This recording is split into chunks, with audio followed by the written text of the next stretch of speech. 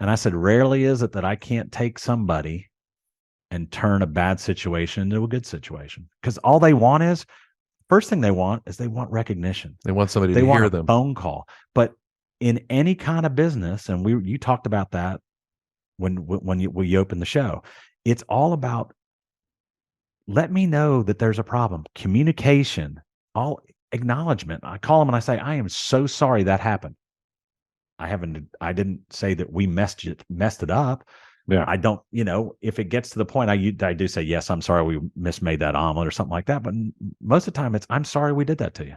Yeah. We wasted your money. We wasted your day, but we're going to turn that around. Well, give me the opportunity to turn it around. We've already met with our staff. We've gone over what we've done wrong. Let me turn it around. That's what I love doing. Now, a lot of times my wife will look at me at the end of the day and say, I have no idea you do what you do, because I'd probably be in jail for slapping somebody or doing something because of the way people will talk to you. But after a couple minutes, I can usually calm them down. And I think that's one of the things and why I love doing it and why I've been doing it since I was 14 years old, which is like 7 years ago. So. Welcome to the Small Business Safari, where I help guide you to avoid those traps, pitfalls, and dangers that lurk when navigating the wild world of small business ownership. I'll share those gold nuggets of information and invite guests to help accelerate your ascent to that mountaintop of success. It's a jungle out there, and I want to help you traverse through the levels of owning your own business that can get you bogged down and distract you from hitting your own personal and professional goals. So strap in, adventure team, and let's take a ride through the safari and get you to the mountaintop.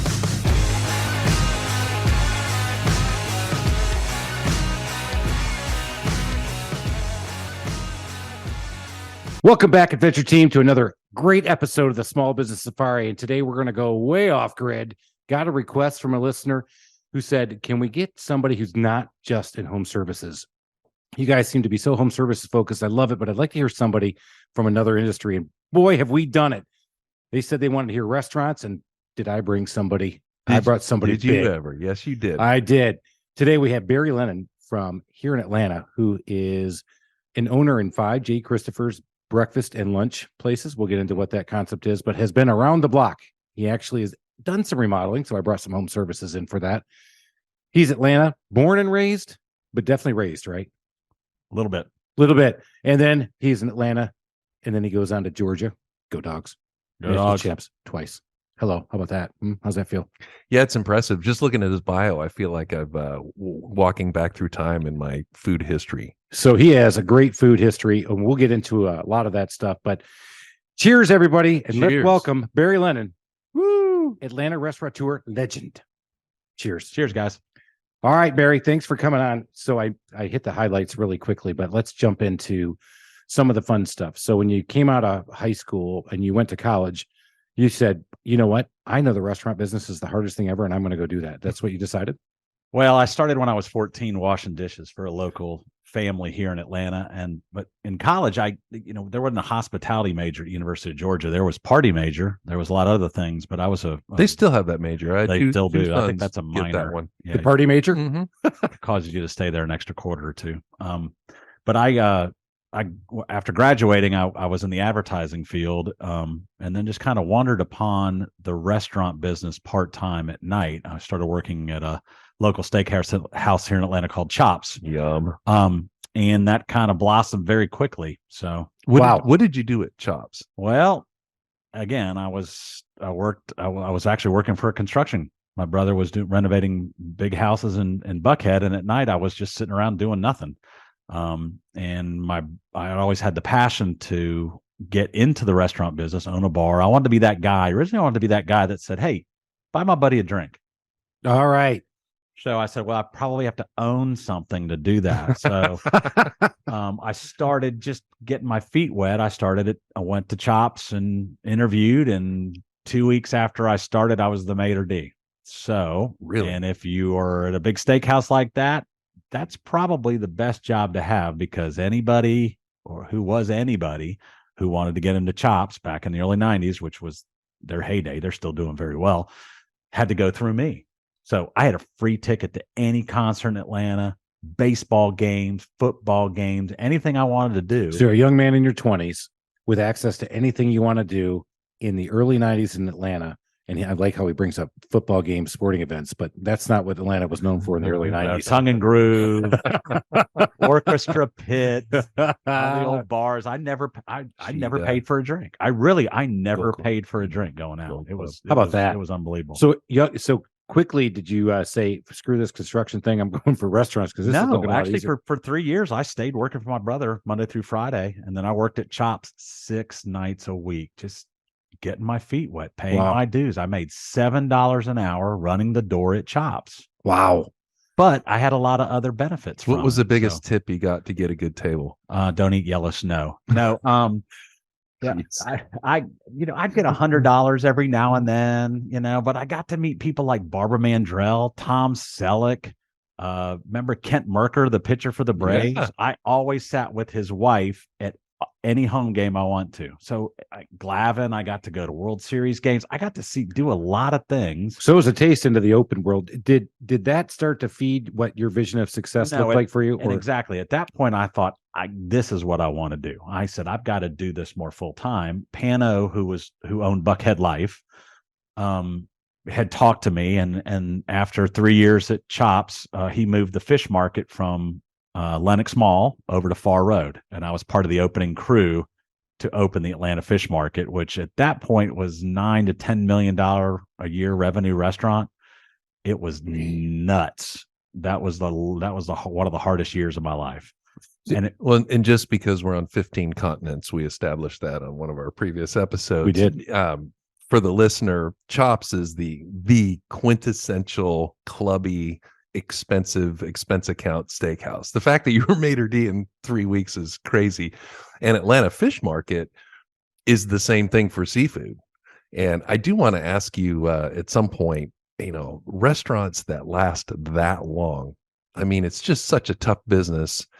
And I'd like to talk about why you think they fail so quickly, but what is it about places like that they just stay for decades? Well, one of the things that I learned, and after I was at the fish market for a year, and then I opened my own steakhouse with a gentleman, Mike Kofer. He and I opened the Cabin on Buford Highway, had that from 95 to 2003.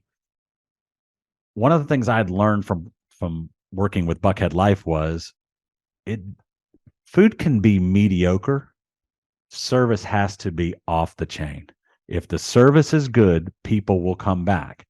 If the customer service is good, people will come back. If they feel like a regular, guess where they want to be? They want to be sitting in the middle of that room with everybody else getting treated like they're a regular, regardless of whether they are or not. So that's what I've always tried to do, is treat all my customers like regulars. It's like the Cheers vibe, right? But everybody knows your name, that kind of thing. Right. But it's also, that translates across all business. I said this before. I said it in my book too. Oh, your book. Oh, that's right. We haven't mentioned it this episode yet. Well, we're only 4 minutes into it. Why not? So for my book, From the Zoo to the Wild, but I said this in my book, and I actually had somebody contradict me and send an email to me saying, I said, I think the customer expects more about the customer experience than they do actually the quality of the outcome. And they're like, I don't agree with that. I said, they expect the hot water comes back on after you change out the water heater. They expect that your air conditioning cools you down when the air conditioners change. They expect your door to open and close. But if they don't have a great experience, they're not coming back. And I think that translates. And then they're going to nitpick everything too. And they're going to nitpick everything. Yeah. But of course, Chops, of course, they had great food. And I think Pam and Paul's also built a great, I always thought it was a great reputation around food too. If the food was good. Well, that was their first baby. Yeah. So he and Paul, in fact, my parents took me there their first year they were open for my 16th birthday, which kind of tells you a lot. But I remember it like it was yesterday and how great the food was and how phenomenal it was. But I remember back then, Pano was walking around the restaurant talking to tables, and he owns the place. And you're like, this is the big wig. That's funny because my last memory, I would say my most vivid memory of Chops was sitting down and having the big wig of the day come up and say, hey, I just want to make sure everything's going all right. And you're like, oh yeah, this is good. It's like Mr. C over at Sugo does that. Yeah, So I think that's a great point. You know, you want to be a hands-off owner sometimes, but sometimes you got to go out there and press the flesh, and it makes that memory, it makes that experience, and that food tastes better because we all love a story with our food and our drinks, right? Yeah. You're exactly right, though. There are so many restaurants that actually make great food that they're gone in 6 months, 12 months. It's the customer service. All right, so let's go back to he was at the fish market. He was rolling, and then you started the cabin. You like left them and started the cabin on your a own. gentleman that he and I worked together at Chops. He was one of the managers when I was Maitre D, Mike Kofer. He and I were playing golf one day, and he said, "Hey, I'm out on my own, kind of looking. I'm starting to look." He was working for George Ippolito at the time, helping him. He had just left Chops, and he said, "I'm out looking at real estate. I'm thinking about doing my own thing." And I looked at him and I said, "If you don't want to do it by yourself, let me know." We went to dinner at Chops that night, he and his wife and the girl that I was dating at the time, and we did a handshake deal. And 7 months later, we opened the cabin. Wow. So you left, went out on your own, took off, partnership, and you said you went 95 to 03. 95 to 03. 9 great years. The problem was when everybody asked me where it was, we got a great deal on the real estate. We didn't have a lot of money. It was just, we were just two young guys that didn't have a ton of money. We got a small investor who gave us some cash, and we were just off Lenox Road on Buford Highway. So for a steakhouse to be on Buford Highway, Right. You had to know where you were going. You weren't going saying, "Oh, you know what? I'm not going to go to Poncho's. I'm going to go to the steakhouse instead." So for reference, that's Buford Highway is known as being the international corridor, and not exactly, it's great food, but it's not exactly that fine dining experience that you have literally 2 miles, a mile away from there. So you were you had to be a destination for you guys to be found. But the location was unbelievable. It was an old log cabin built in the early 20s. And so it had real log walls, and then the downstairs was all stacked stone. So like a day like today, when it's really windy and raining outside, dust would come through the holes in the wall because the mortar was that old, and we had gas lanterns on the walls. It had so much character. The problem is, if I could have picked it up and moved it over to Roswell Road or in the middle of Buckhead, we probably would still be open today. We just kind of, after 9 years, it just had run its course. And 9 years is a long time in the restaurant business. That's Usually a long it's time. 2. If you can make it past 2, most people will tell you, I think like 80% of restaurants don't last 2 years. All right. So you closed the cabin. And then what? Did you go work for somebody? As I was telling my wife, I was doing some consulting work for a couple of months, which was I was looking for a job, trying to figure out what I was going to do. So that's what you told her? I love that she knew. Oh, no. Pano, actually, my phone rang one day, and I was actually helping these guys. I was helping the landlord, Joe Lockwood, rent the cabin. So he was going to forgive a month or two of rent if I would help him rent it. And I was sitting there, and my phone rang, and it was Pano. And he said, "What are you doing?" I said, "I'm doing some consulting work." He said a word that I won't say over the air. And he said, "Come talk to me. I got something." So I went over there, and the whole drive over there, I said, "Please don't be the fish market. Please don't be the fish market." Because when that first year was open, it was really tough. So I sit down with him, and he looks at me and he goes, "I want you to come run the fish market." No. So he did a lot of convincing. They had a chef that had been there, Bobby Holly, bless his soul, he passed away a year and a half ago, who had been at Le Bernardin and Brasserie Le Cos here in Atlanta, and just unbelievable trained chef. And Pano taught me to come back. It was a totally different experience. I was the GM there for 3 years, and we took business from 10 million the first year I was there to 13.5 the last year I was there. So did you feel like you were going back and taking a step back from running your own place, or did you feel like it was different? It was a different vibe. It was different because I think if I'd have stepped right into one of his other concepts, maybe like a Preachy that was a little bit less, didn't do as much sales, or Veni Vidi Vici at the time that was a smaller concept, I think it would have felt that way. But when you have 60 waiters on staff, 6 bartenders, you've got 30 plus in the kitchen, it's just a totally different beast. And his management style was pretty hands off. It was up to you to run it. No, you know what? I was very lucky. He's got both of his sons work in the business. I always felt like family. He always was extremely nice to me, and I saw him be very hard on a lot of other people. For him to let me come back once, I was normally, once you leave him, you're like dead to him. Yeah.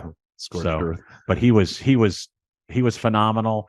We met quite often, but I knew what I was doing, and I'd be in charge of the P&Ls with the staff and with the other managers, and each one of my managers had certain things to do. So it was kind of felt like the king there. It was kind of nice. One of the things that it wasn't lost on me, you just said that, is that obviously you did not burn a bridge leaving one of the biggest restaurateurs in Atlanta at the time. I mean, this guy had At one point, didn't he have 8 or maybe it was even more of that 8 concepts going? Right. He's closed several, but now he's opened 4 different concepts down in Florida. Okay. It's in Boca. But he let you come back. So clearly you didn't burn a bridge when you said, hey, No. man, I'm out of here. I'm going to go compete. And the interesting thing is, I was at the fish market with my daughter last week because we had a daddy-daughter day, and she wanted to go to the fish market for lunch. And we walked up into Pana's office, and I sat down and talked to him.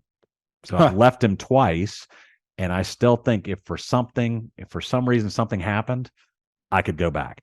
One of the things is Atlanta's a really big town. How many different restaurants are there in the metro Atlanta area? Thousands. But it's a small world when it comes to the high-end game, and it's a really small world when it comes to our knit group of people that we all trust. Yeah. And I still think he trusts me this day, which I that's one of my greatest accomplishments, I think. Yeah, I think so too. I guess that translates anywhere. You go out there and start a business doesn't mean you got to piss off somebody or burn somebody off and kill that bridge and do whatever, because you never know. It might come all the way back. We all help each other too. So the plumber that I use, and I've used for the 17 years I've been with Jay Christopher's, I got from Buckhead Life. And he is unbelievable. And he's one of those guys, as you said, customer service. He's one of those guys that I know I could call. If something happened right now, he would drop what he's doing and go to my house to fix something at my house. Yeah, it's solid. So obviously you do a good job of having people engender to you. Obviously you're a likable guy. That's why we have you on here anyway, because we need to raise the likability level for our guests. And he's just one of an endless string of people better looking with more hair. I know. I got lucky. My dad passed that on, and my grandfather, who was in the hospitality business, is really where I got my bug. So restaurateurs have to be either just certifiably insane or just the biggest risk takers of all entrepreneurs. And this is an entrepreneurial podcast, and Chris has gone over the stats of business failure just in general. And in restaurants, it's that on steroids, and the margins are even thinner. I mean, what possesses you to just keep going back to this really challenging industry? It's something about, I really love pleasing the guests. I really do. I love turning a situation around. I'm partners in 5 J Christophers, but I answer every complaint for all 26 J Christophers. Really? That's what I do. Jeez. And the J of J, there's a J and a Chris. Yeah. And it's J Christophers. The J will, and he's told me, he goes, I'm amazed at how you can smooth somebody over. And I said, rarely is it that I can't take somebody and turn a bad situation into a good situation. Because all they want is, first thing they want is they want recognition. They want somebody They to want hear a them. phone call. But in any kind of business, and you talked about that when we opened the show, it's all about, let me know that there's a problem. Communication, all acknowledgement. I call them and I say, I am so sorry that happened. I didn't say that we messed it up. Yeah. I don't, if it gets to the point, I do say, yes, I'm sorry we mismade that omelet or something like that. But most of the time it's, I'm sorry we did that to you. Yeah. We wasted your money. We wasted your day, but we're going to turn that around. Well, give me the opportunity to turn it around. We've already met with our staff. We've gone over what we've done wrong. Let me turn it around.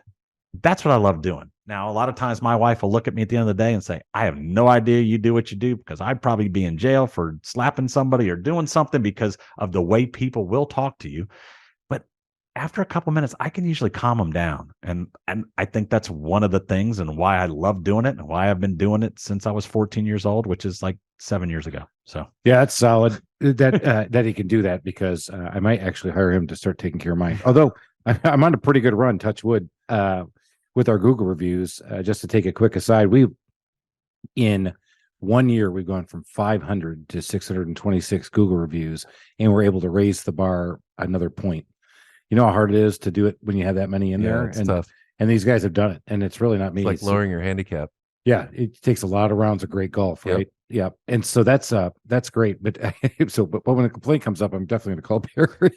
Hey, can you answer this one before I go take this person? When we first moved shoot their size out? First moved to Atlanta, Jay Christopher's was a godsend to us, because I moved from the West Coast, where it seems like there's a lot more independent breakfast places. And we moved to Georgia, and we're like, I think it's just Waffle House. I think that's all we have. And then all of a sudden we found Jay Christopher's and the chocolate chip pancakes and that was done. That was a once a week for a long time with my kids. And we're lucky that we've kind of given, since we do have so many locations, but I think people still feel like each location is their neighborhood location because they're not all designed the same. They don't all look the same. There's artwork. If you've been into one, there's artwork in each one of them, but it's all different. The colors are all different. The paintwork, everything's different. And I think we give that neighborhood feel, which is kind of nice. So we don't feel like a cookie cutter. No, I would 100% agree with that. All right, so let's go back. He was at the fish market again, back with a guy that he can sit in the room and still talk to, but yet he left him again, Alan. And so you left Panos again for what? So I went up to Pano's office and I said, boss, and that's what I call him. I said, boss, I hate to do this, but I'm going to give you my notice. I didn't give him 2 weeks. I didn't give him a month. I gave him 4-month notice because I knew that size of restaurant, but I'd already worked out with my new partner that if I get fired tomorrow, which I don't think I will, can I start? And he goes, absolutely. I said, but I want to give Pano the respect that he's given me by what he's taught me.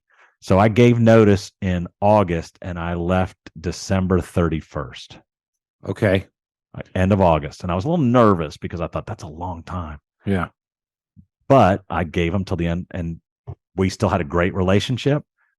Some people, they call it short timing it when they give their notice. Absolutely. I didn't. I was hands on. I was still in that restaurant. I never left early. I never showed up late because as you talked about before, Chris, I don't want to burn a bridge. Yeah. Because this is a small town and Pano and I are still friends and he knows a lot of people and he knows a lot more people than I do. But I think that shows a lot of character. One of the things when I gave my notice, same thing when I was going to take the leap, I gave my notice on April 2nd. I didn't do it on April 1st because I didn't want him to think it was an April Fool's joke.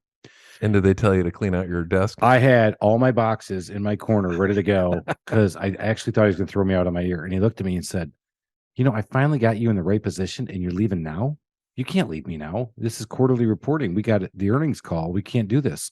He said, can you give me till the end of the month? I said, what? I thought for sure you're going to kick me out. And I did. So here's what I did. I started the business. I had everything all lined up. I thought for sure he was kicking me out. I didn't have any advertising going out. So I figured, okay, I got a chance. I said, okay, I'll stay till the end of the month. And I had forgotten that as a Catholic guy, one of the things I wanted to do to make sure my business was blessed and ready to rock and roll was that I was going to put my ad in the bulletin. And I forgot that my ad was going into the bulletin this Sunday. And I went to church and there it was in April. It was April 10 and it was in there. I was like, oh shit.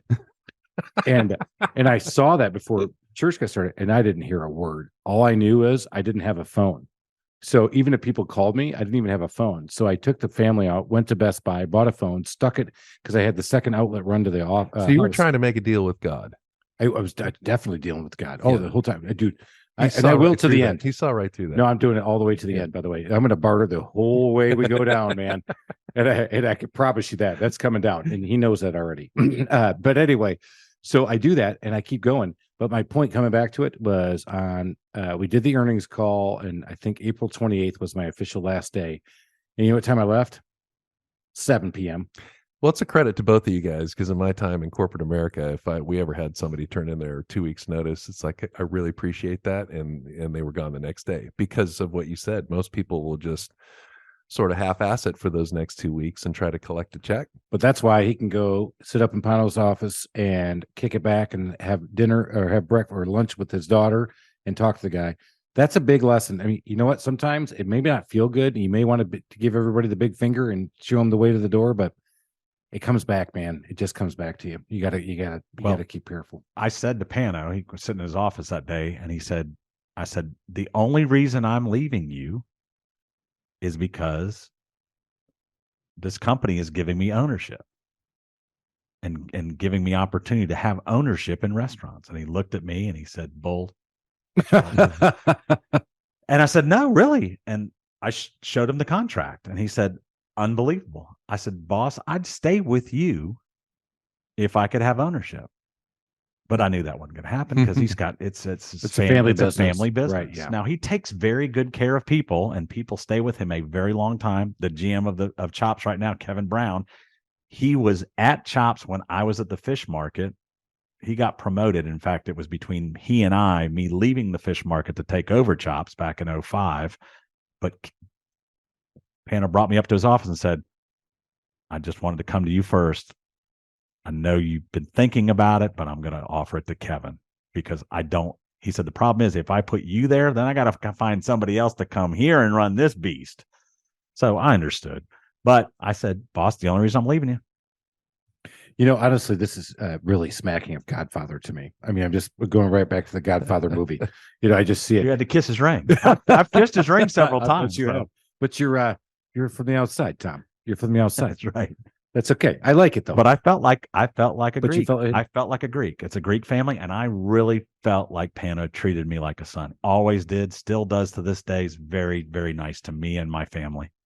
I swear, if I had his career, I'd be 700 pounds and my cholesterol would be off the charts. Yeah, I know. And so he walks in there and he's still, you look great. Thank I would be Paul Prudhomme. And I was like, I know. And I'm like, oh my God, he's skinnier than me. And I'm not even in the business. All I do is eat and drink. You and I have known each other for a long time. I had gotten up there when our daughters were playing tennis together at St. Pius. So all right, you told on yourself. I wasn't going to say that. But you're looking great, man. You're doing it all. So you go off to J. Christopher. So now a brand new concept. So you were doing high end food concept and doing dinners and lunch and dinner, but now you went to a breakfast lunch concept. Did you have to re-gear the way you were thinking? I think the hardest thing was when my wife. That's probably the hardest thing you had to do. Right? The hardest thing was when my wife said to me, "Honey, I know you like to cook because on Sundays when I was my one really night off, I always cook. That's why I still to this day love to cook." And she just said, for the record, he's a great follow on social media.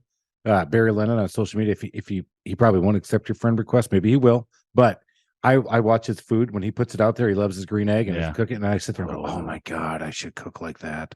And I know you like it too. And we'll get into cooking. Yeah. So he is good. But my wife said to me, she said, "There's going to be a problem. I'm not used because J. Christopher's open from 7 a.m. till 2 p.m.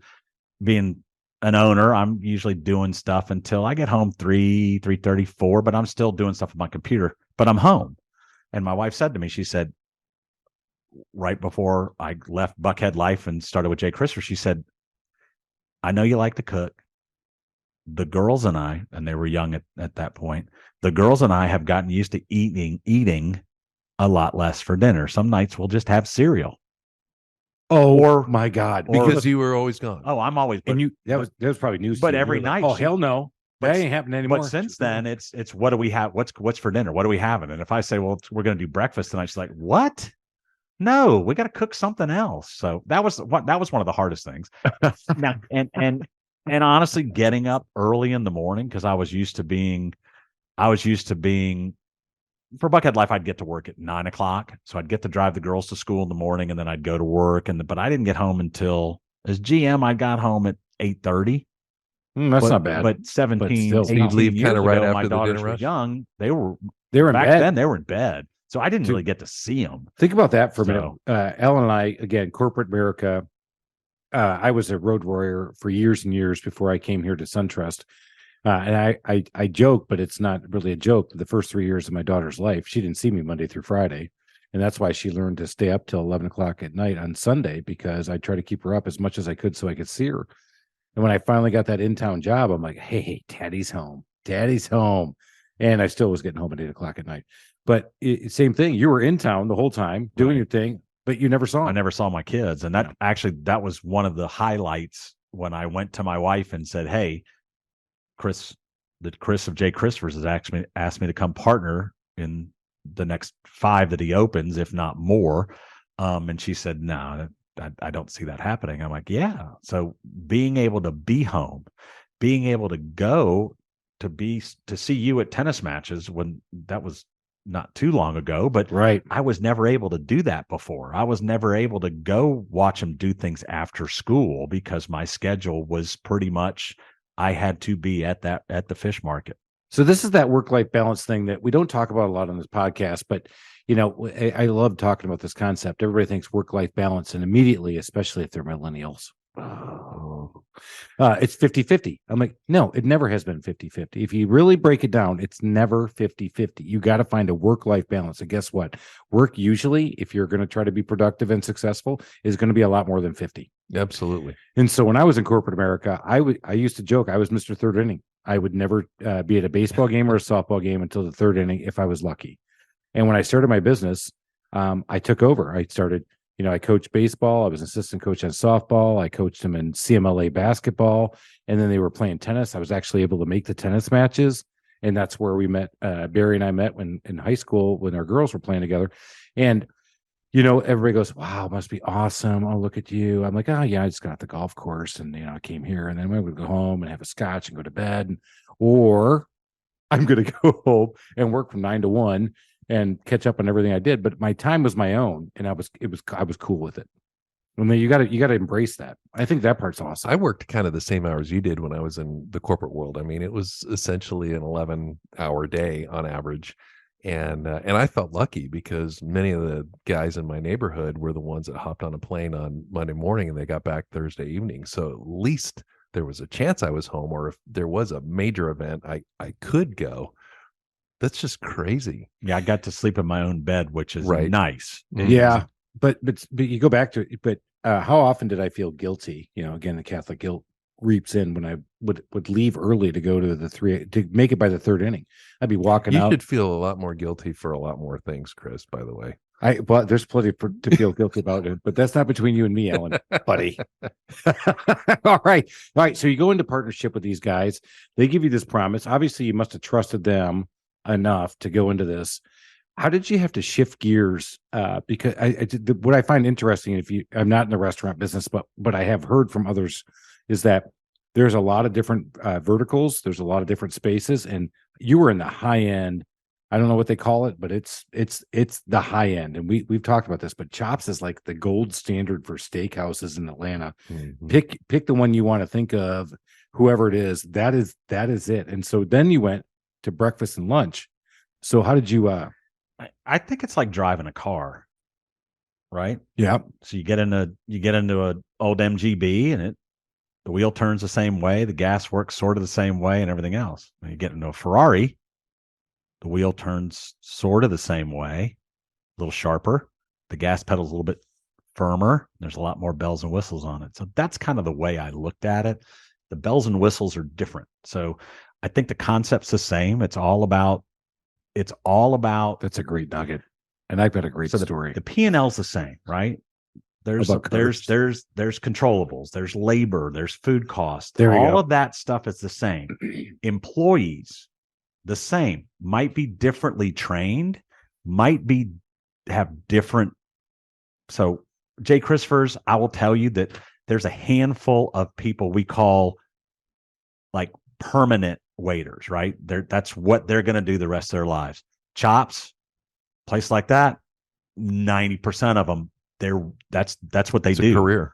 It's their career. And they are so good at it. Yeah, but if you go into Jay Christopher's over in East Cobb on a Sunday, half the staff's probably Walton kids, high school kids, college kids that are at Georgia State or at Kennesaw State or up at our Woodstock. And those are the people you're recruiting and training. Those are the kids that they're coming in there and training. So they're now. Do they smile differently than the people at Chops? No.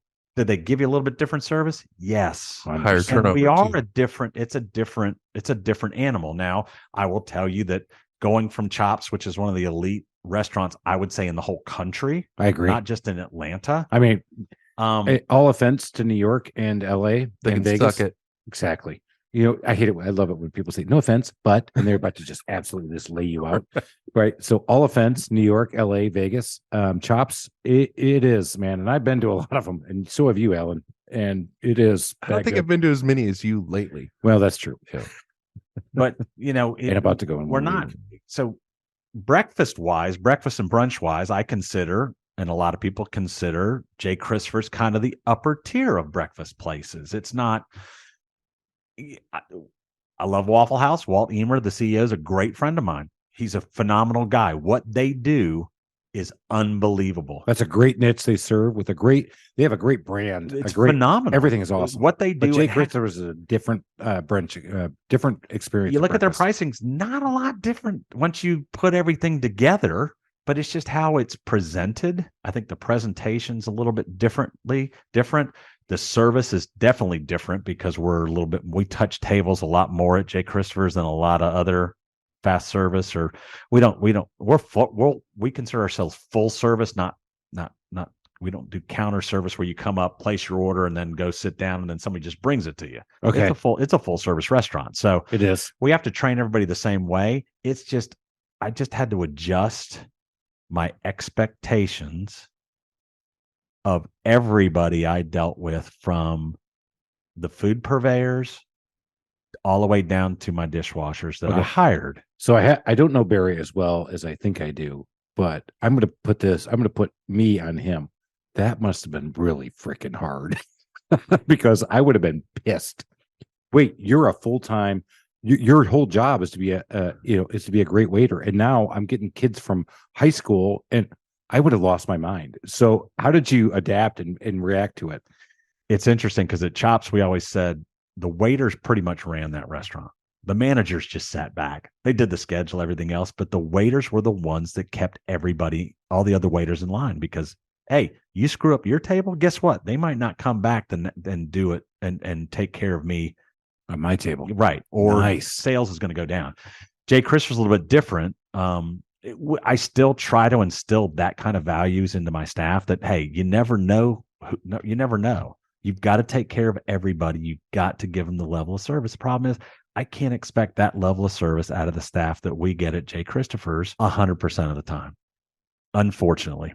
So it's a lot more customer service on my part and the manager's part, Right. making sure we're taking care of the tables. All right. So now you're a part owner in 5 restaurants. That's where, but you've said you do the customer service that, but day-to-day operational P&L, where you're responsible, these 5 restaurants you're I will in. tell you, the last 2 years, I've never worked harder. And this is where I wanted to So go. I've So gone, you go You've been from, on the entrepreneurial journey in and out for a couple of years, but we established that you did cabin from 93 to 95 to 03. So you're on your own with a partner, and then you went back. Okay. But now you've been on your own for again for 17 years. He's been in the restaurant business since he was 14, and I can't wait to drop this one. So he told me this on the way here. He was saying, the hardest 2 years I've had in my life have been the last 2. And now I want to hear this. All right. The hardest 2. Why in the hell, after all this, you've done everything. You've networked everybody. You know everybody. You know how to run businesses. You know how to run restaurants. You're on top of the world. I hear you on the radio here. He is a mega success. Everybody knows who Barry Lennon is. And you said the last 2 years are the hardest. And this is for everybody who's listening. Guess what? It just doesn't get easier. It Go. doesn't. Staffing's a nightmare. So for anybody out there that's trying to start their own business, number one, you got to know your surroundings. You got to know your community. You got to know where to find these people. But even with that, I never know where I'm going to be on a day-to-day. I might say I'm going to be at one store, and then, for instance, Monday after, so it was July 2nd. I was due to work at my Midtown store. I was going to take my daughter Charlotte, who was home from college. She was going to be the only server. Me, the manager, and a server at Midtown location. We should have probably had a host and 4 servers minimal that day. Well, Brookhaven, I get a call from Brookhaven, the only server they have, because we're short-staffed, calls out sick. So I send Charlotte to Brookhaven. So Charlotte works by herself with the manager, my 21-year-old daughter, and I work with the manager at Midtown, no servers, just her and I running the whole shift. I like getting my hands dirty. That's insane. But that's a little too much. Yeah, it's Barry, nuts. Is there another word that you could put behind No, it? Yeah, because is. all the tips, There's a million. all these tips come in, but there was nowhere to put them because it was the manager and me. So it went back into the house because I don't take tips, and my manager doesn't take Oh, tips. whoa. Whereas my daughter That's walked. another one between me and God there, Ellen. Yeah. My daughter wouldn't have been walked as good with as Barry. Good thing you're Catholic. $500 that day. Let's for go, Day baby Christopher doll. server. How about That's that for a pretty little darn work? good. Are you kidding me? It's good for anybody. $500 a day. Yeah. Barry, I mean- where did everybody go? They can't all be Amazon delivery drivers. Well, where are and- they? Perfect example. My manager at my Buckhead store, her son at the age of 15 came to wash dishes for us, making $10 an hour. Good starter wage for a 15-year-old that had never worked anywhere, right? He works for us for a year. COVID hits. He gets hired for $14 an hour working in a warehouse, stacking stuff. So what would you do? Wash dishes for 10 or go work in a warehouse for 14? I'm Having washed dishes and completely hate it, and that's why I cook in my family, is so that everybody else can wash the dishes. That's my barter, Yeah, we have the same deal. right? I can tell when my hell no. wife doesn't like the meal I cook because she doesn't say anything. Just the dishes are still sitting there. Oh, Yeah. You know what? I know. Total aside, and we got to do this. I know when I don't cook a good meal, the hot sauce comes out, and it comes out in spades. That's funny. Now, I'm not saying I cook a bad meal. It's just she didn't like it. Like if I go if I go a little southern or if I throw a little barbecue on there, she just Yeah. I am so sorry there. Yeah. What do you right now? Are you doing Gordon Princess. Ramsay on me? I Yeah. mean, Jesus Christ. But you might be that good. All right. Okay. Maybe you're that good. I don't know. Sometimes I cook some shit meals. I don't know. That's what I do. Yeah. All right. That's But- too bad for but your family. Can we go back to Barry? I guess so. But not your cooking? We could and talk how about his great you big green egg. Let's- No, but we were talking about where did people go? I mean, I think we're slowly starting to see people come back because businesses are going through. They say we're not in a recession yet. That's crazy. I know we are because businesses are starting to close. People are laying off. You hear stories in the news where people are laying off, and we're slowly getting people to come back to the industry. And I believe your industry is probably the last to see people coming back, and because we're the lowest I hate common to say denominator. it, we're the lower end of what people say. Well, I'm going to be a waiter for a part time, and then I'm going to go do something else. And they wind up staying for a long time because they are good at it. And they do a good job at it. And it's got to be brutal for you because we started this whole conversation with the difference between a restaurant that makes it and one that doesn't is the quality of the service, not so much the food. How are you going to do that with one person covering and it is. 50 tables? And I will tell you, for the first little while, customers were pretty nice and saying, we understand. We're going to let. Now they're kind of done with that. Yeah. I hear that in a big way because I think that's some bullshit. I've heard it, and he's not swearing it, but I will. That's exactly right. I just actually played out a scenario for a friend of mine. He's like, "Well, I'm sure people understand that you can't get the materials." I'm like, "Okay." He says, "Oh, by the way, I need some work done on my house." I'm like, "Oh, you know what? What you want done? I can't get that for another month." He goes, "Well, that's crap. I'll find somebody else." I said, "See, you just did it to me." I said, "Look, brother, right? I'm in the business." And so people are not. And so again, if you're listening to this podcast and you're going out there and having a restaurant meal, man, slow the frick down and take care of your. But it is tough as a consumer because everybody tried to be, okay, let's go out and eat, when we can during COVID, let's support our local restaurants. We're going to, over tip the servers and that kind of thing, just to say thank you. Right. To be part of the team. Yeah. And America then first. all of a sudden supply chain, blah, blah, blah. And next thing you know, your portions have decreased, the price has increased, and then you don't have anybody serving you. It's a bit of a pill to swallow as a consumer. It's got to be a real challenge. Well, I think one of the things that people don't understand too, I think a lot of people think that since we're big buyers, that we get better supply than you do at the grocery store, things like that. We get better pricing. We don't. I will tell you, when I get a phone call saying that there's no Canadian bacon, I'm like, what? Turkey. I can't get sliced turkey? Wait, we go through hundreds of cases. What do you mean we can't get it? Where is it? You've mentioned that you've been in the business since you were 14, which of course was just 4 or 5 years ago. Exactly. I'm not going to say you're ancient, but is this the first time you've ever seen a real supply chain? It's nuts. Now I've seen prices fluctuate with the bird flu, and especially with eggs and things like that. Butter go up, milk go up, things like that. But it's everywhere, and it's diesel fuel and the lack thereof, or the price thereof. Lack of drivers, it just causes this huge strain. back when COVID was prevalent and they were shutting factories down, it was horrific. There were things I would just look at people and go, I can't get it. I know that's our signature, but we can't get the item. Back to people understand, right? And so I'm in the business, and COVID hit my business, and we've talked about my pivot and how I worked, and it only took me 2 months. And God bless Governor Kemp, because he absolutely got us out of this, and I started rock and roll. And I said, man, I'm finally in the right business. I can do this. I mean, we're cranking. And next thing you know, I can't find anybody to work. Then I can't get cabinets, and then I can't get this, and I can't get you pick it. I couldn't find it. It was just like this crazy crap.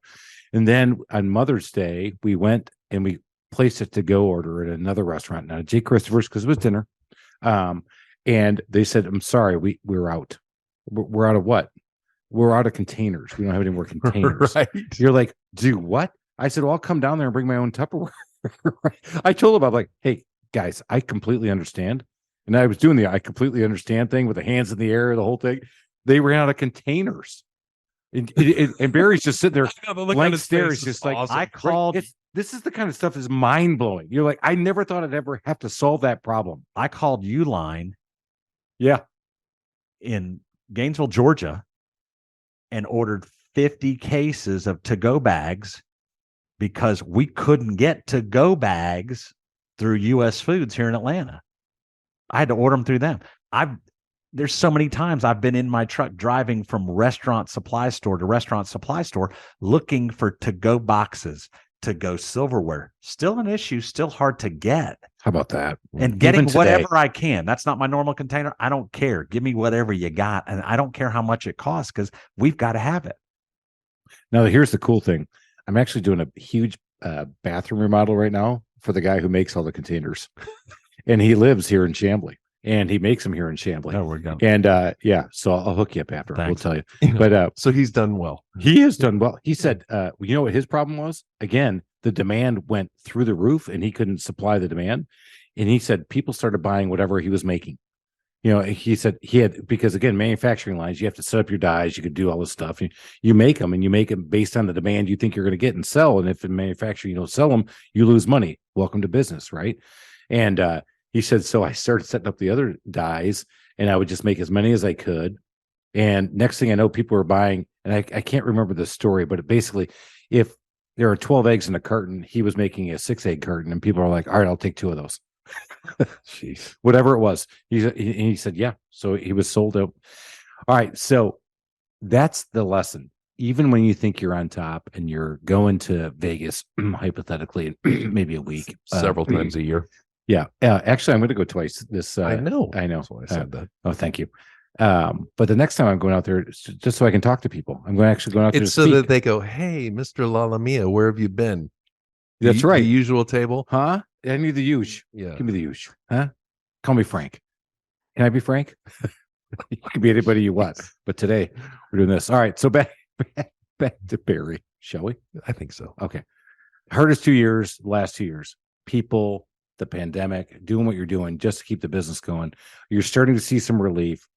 Where do you think you guys are going to be in the next 2-3 years? What's kind of your plan? Our plan is growth again.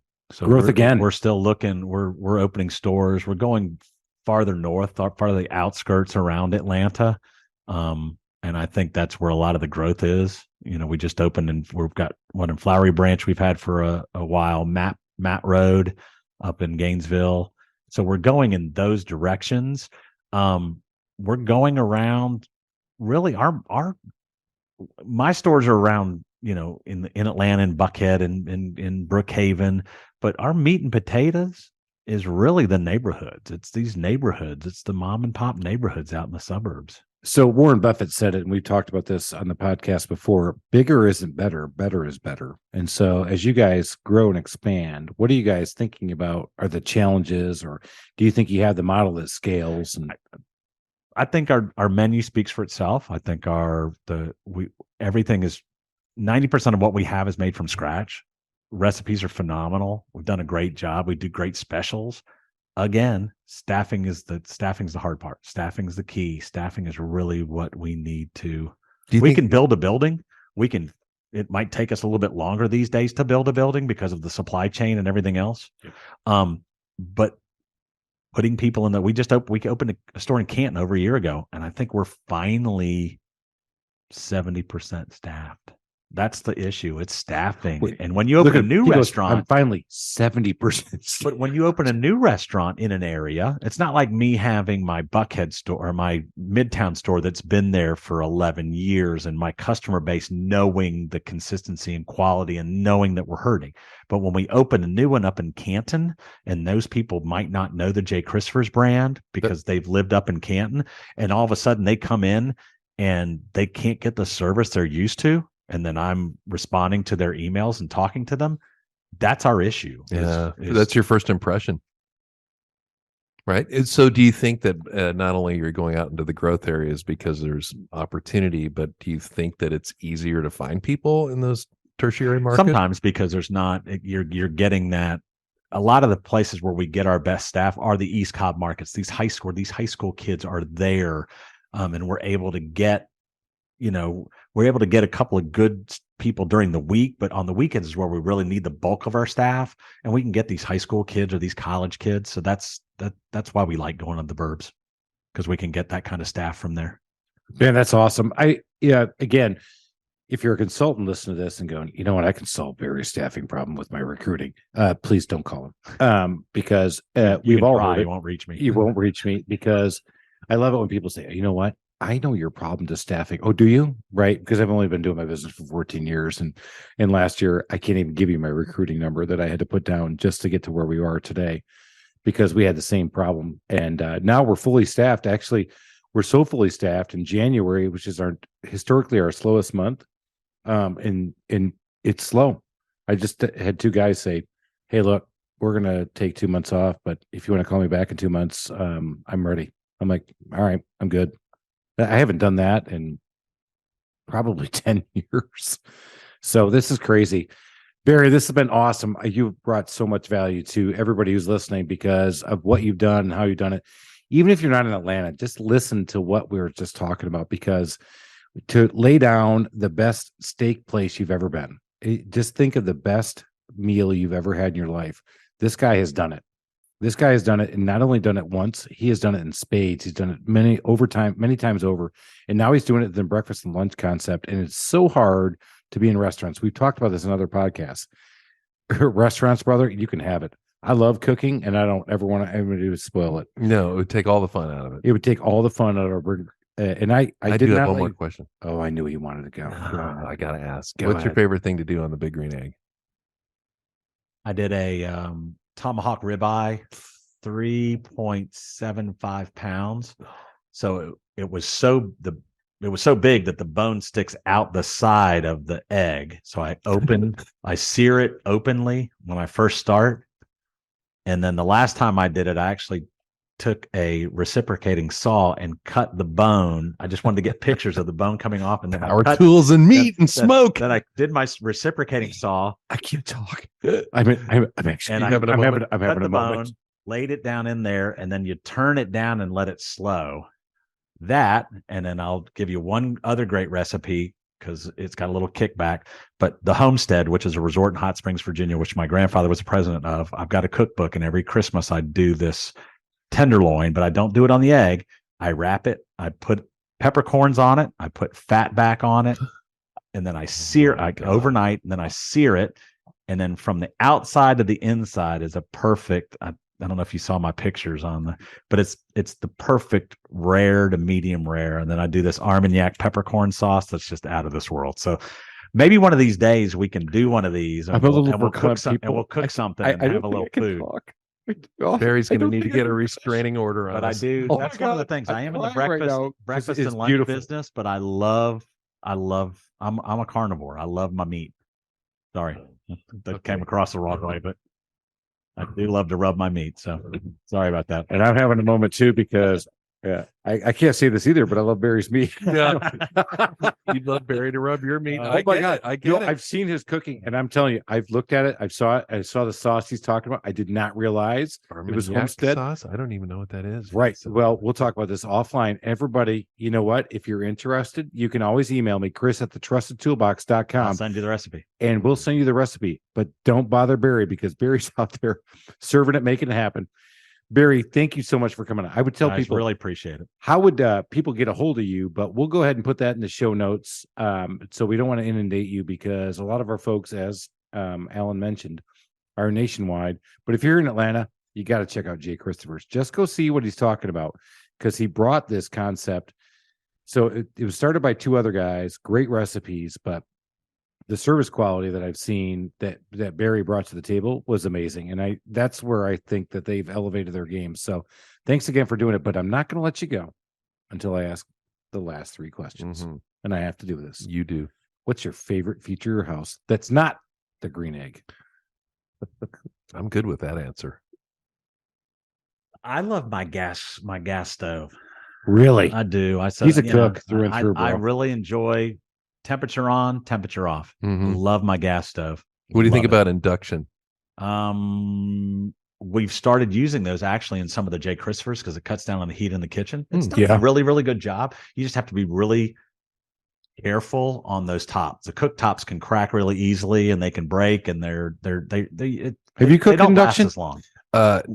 I've been in a kitchen where they were cooking on induction. So I got to go to my buddy's place in Durango, and he let me cook for a while, and because we both love cooking as well.